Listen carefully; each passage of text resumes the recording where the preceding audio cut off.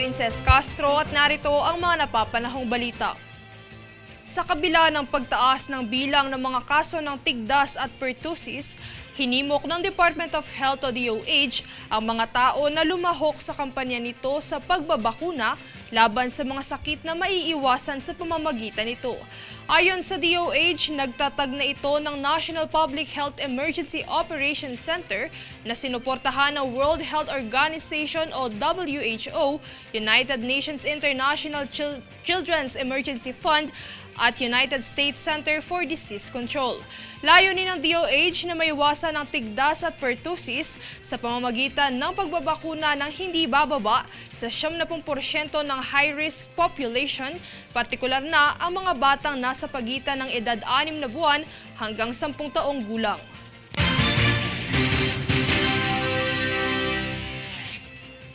Kalinisan sa mga pantalan.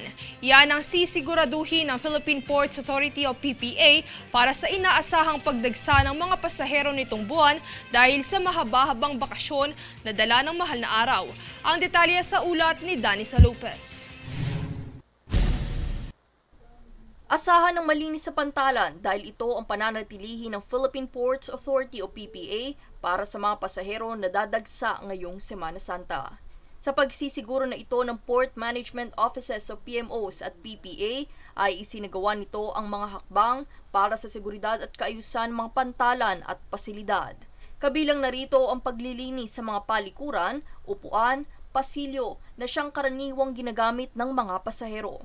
Bukod dito ay mayroon ding sanitation and janitorial services sa mga terminal at inspeksyon kung saan itinaguyod din ang information education campaign para magbigay kamalayan sa publiko sa tamang pagtatapon ng mga basura.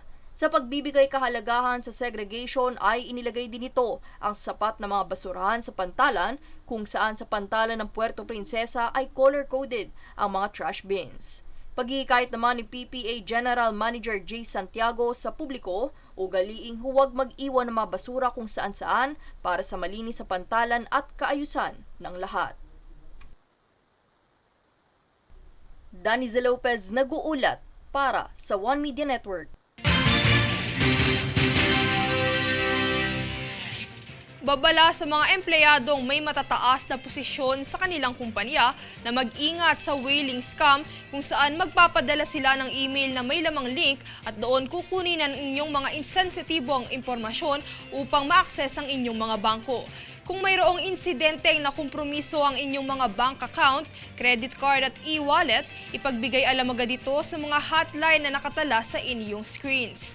Ayon din sa Bangko Sentral ng Pilipinas o BSP, dinirekta na nila ang mga bangko at e-money issuers na paigtingin ang kanilang consumer assistance at mechanisms.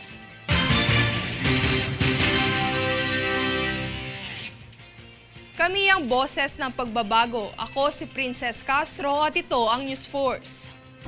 Sa ulo ng mga balita, DOH hinimok ang publiko na magpabakuna upang labanan ang tumataas na kaso ng tigdas at pertussis. Pastor Kibuloy kinasuhan na sa Korte ng Lungsod ng Pasig at Davao. DPWH nakipag-ugnayan sa Japan para sa mas mainam na infrastruktura at daluyan sa bansa. DBM naglaan ng higit 1 bilyong pisong halaga para sa electric system ng mga paaralan. Kauna-una ang ordinansa sa calorie labeling nilagdaan ng QC. Ilang health nutritionists iminungkahing bantayan ng food intake ngayong darating na Semana Santa. Patas at pantay na balita, komprehensibong ulat para sa pulso ng masa. Ito ang News Force.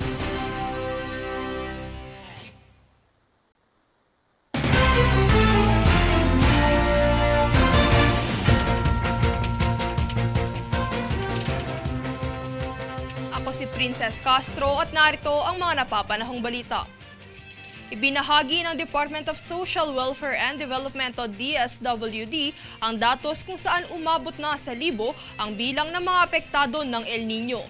Nasa mahigit 60,000 pamilya o higit 300,000 individual na ang naapektuhan ng matinding tagtuyot sa rehiyon ng Central Luzon, Mimaropa, Western Visayas at Zamboanga Peninsula. Umabot naman sa mahigit 1 milyon ang tulong na naiabot ng DSWD bilang humanitarian assistance sa mga pamilya at individual na apektado.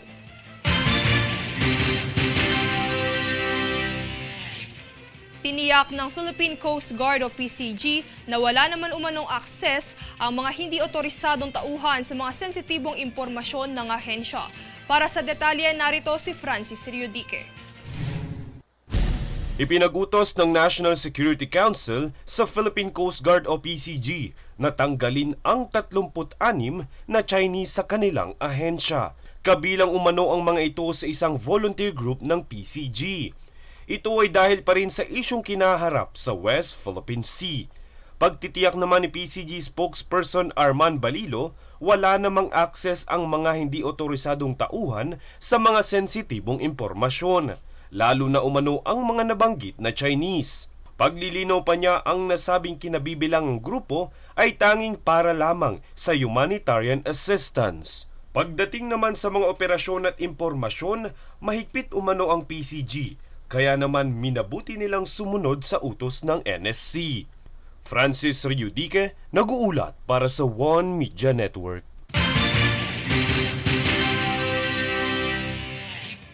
Ayon sa Armed Forces of the Philippines o AFP, mula ikaunang araw ng Enero hanggang ika-14 ng Marso, nagsagawa ng iba't ibang operasyon ang mga puwersa ng militar sa buong bansa na nagresulta sa neutralisasyon ng 422 New People's Army o NPA at kanilang mga kaalyado.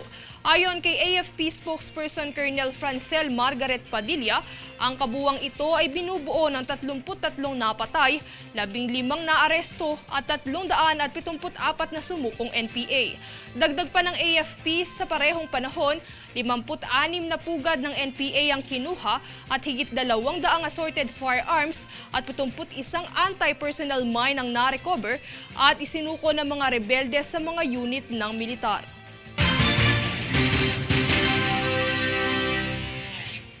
Kami ang boses ng pagbabago. Ako si Princess Castro at ito ang News Force. Sa ulo ng mga balita, DOH hinimok ang publiko na magpabakuna upang labanan ang tumataas na kaso ng tigdas at pertussis. Pastor Kibuloy kinasuhan na sa Korte ng Lungsod ng Pasig at Davao. DPWH nakipag-ugnayan sa Japan para sa mas mainam na infrastruktura at daluyan sa bansa. DBM naglaan ng higit 1 bilyong pisong halaga para sa electric system ng mga paaralan. Kauna-una ang ordinansa sa calorie labeling nilagdaan ng QC. Ilang health nutritionists iminungkahing bantayan ng food intake ngayong darating na Semana Santa. Patas at pantay na balita, komprehensibong ulat para sa pulso ng masa. Ito ang News Force.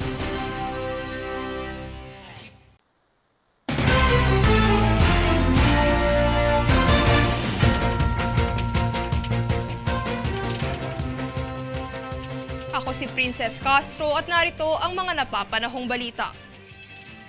Alinsunod sa nalalapit na Semana Santa kung saan maraming mga magsisiuwian sa mga probinsya upang magsagawa ng mga reunion o panahon upang mag-relax at mag-outing, payo ng isang health nutritionist na maghinay-hinay sa mga matatabang pagkain. Payo ni Jai Sideco, officer in charge ng Quezon City Health Nutrition Section, na palaging isama ang gulay sa kakaining pagkain dahil isa ito sa mga nakatutulong upang mabawasan ang calorie intake. Dagdag pa niya, malaki ang may tutulong ng pagpili ng tamang pagkain upang makaiwas sa mga non-communicable diseases gaya ng hypertension, diabetes at heart disease.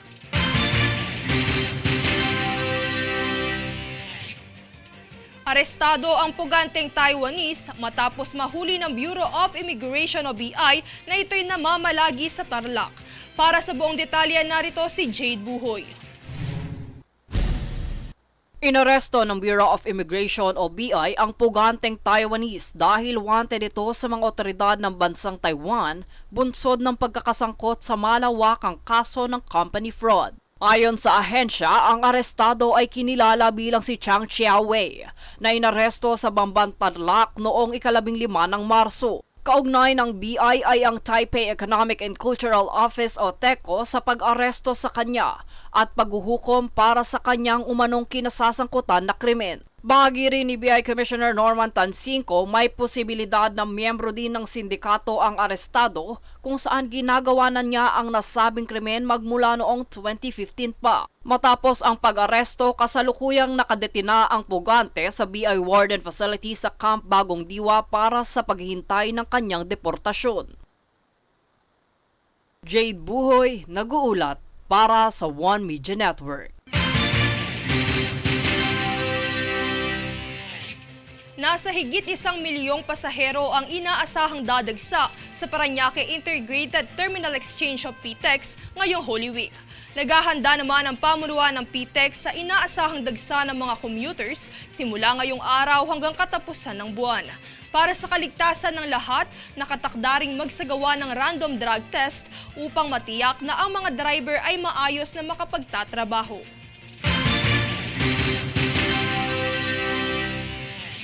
Kami ang boses ng pagbabago. Ako si Princess Castro at ito ang News Force.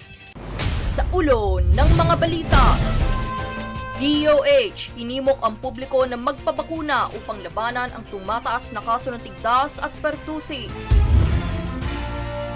Pastor Kibuloy, kinasuhan na sa Korte ng Lungsod ng Pasig at Davao.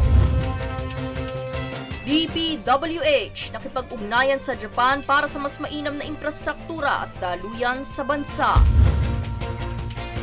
DBM, naglaan ng higit 1 bilyong pisong halaga para sa electric system ng mga paaralan. Kauna-una ang ordinansa sa calorie labeling, nilagdaan ng QC. Ilang health nutritionists iminungkahing bantayan ng food intake ngayong darating na Semana Santa. Patas at pantay na balita, komprehensibong ulat para sa pulso ng masa. Ito ang News Force.